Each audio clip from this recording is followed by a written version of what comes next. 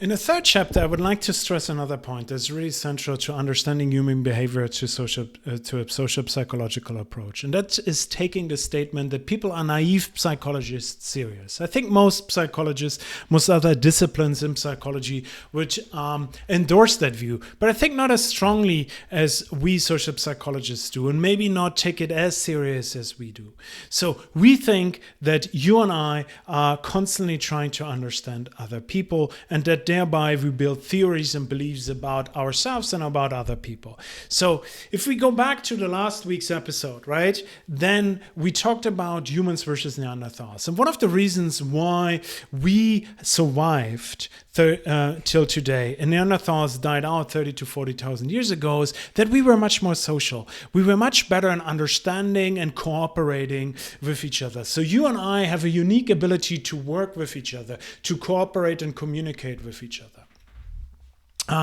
But that also means that, and one of the reasons why we have such a large brain, right, is that we use that to understand others, that we use it to psychologize others, to understand their behavior, predict their behavior, and better adapt our behavior to their unique psychology.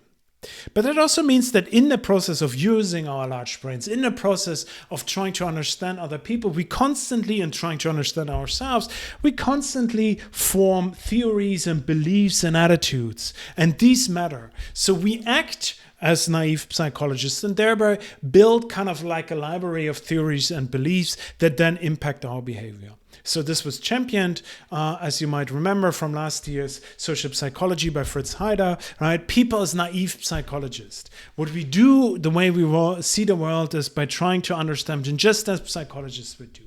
Maybe we're a little bit more biased than Fritz Heider would have liked to, but that is what we do all the time. So if you think about this, right, in the context of our computer study, then what we can kind of say here is that somehow people thought that the best thing they could do in this situation is that they should not talk to other people. They have the theory that isolation makes me more happy, social isolation makes me more happy, and it's also something that other people want, right? So we have a certain theory about how to behave and what is best to behave with when on the tube, when commuting, when on a commuter train, and that guides our behavior, right? So we have these theories and beliefs that then guide the situation, the perception of the situation that leads to our behavior.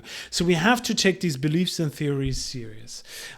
So we can see that, right, in the study where people say, we are social animals. You and I told you, like, we are hyper-social animals. We love being social, but yet we often seek social isolation. Why is that?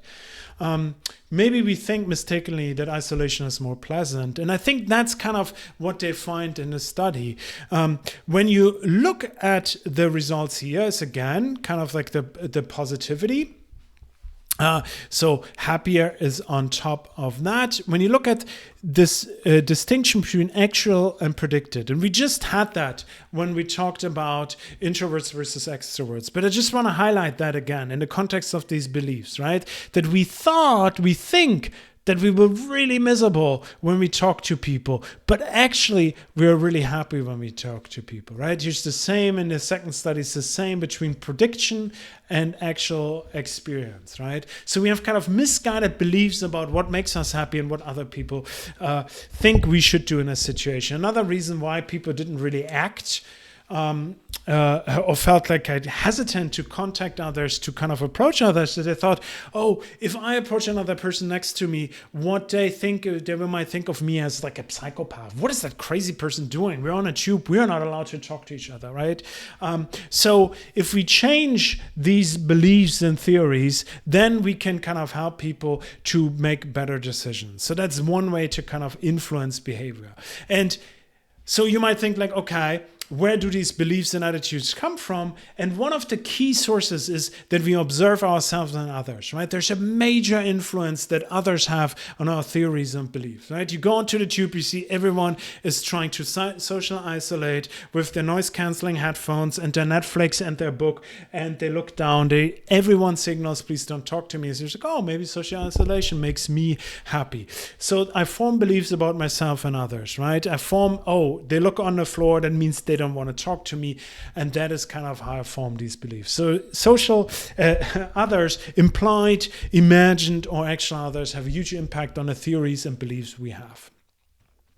That also kind of implied in that is another point, which social psychologists take really, really serious. And you will see that as one of the guiding ideas for next week's episode about wise interventions. That is often what drives the effect that beliefs and theories have on behavior is kind of mediated by the perception of the situation, by how we perceive the situation, not just what the actual situation is, but the perception of the situation. So if we want to change how people act in a situation, then we often have to change the perception of that. And the best way to do is to change the beliefs and the theories they have about the situation.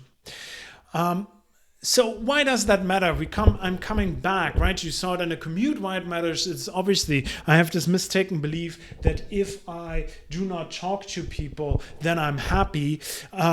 But so it matters, right? In my intervention that I presented last week, it kind of matters because people have, it seems like that widening participation students and non-widening participation students have very different theories about what it takes to be successful, right? So a widening participation students often tend to have this idea that basically you have to get talent or not. You got it or not. And every test you take, every exam you take basically shows you whether you got it or not. And if you struggle, and everyone at university struggles at some point, then it's a sign that you don't have it, right? Whereas kind of like students from traditional backgrounds, from traditional academic backgrounds where the parents are rich or the parents have already experienced university, think, oh, I belong here.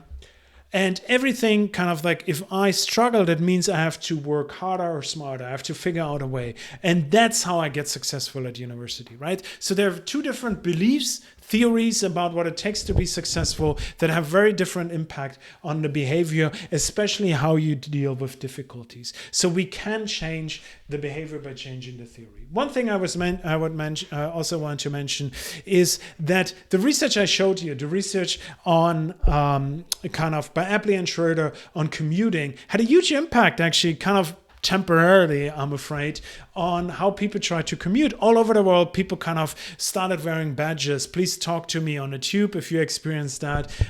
There are apps now where you can kind of see on the tube if somebody is willing to talk to you or would like to talk to you to facilitate that. So I think if we kind of want to change the world, if we want to make people a little bit happier, then social psychologists say we have to take the statement of the naive psychologists serious and try to understand their theories and beliefs and try to change them, because thereby we can change the way they perceive the situation. That will be the topic of the wise intervention, something we cover in next week.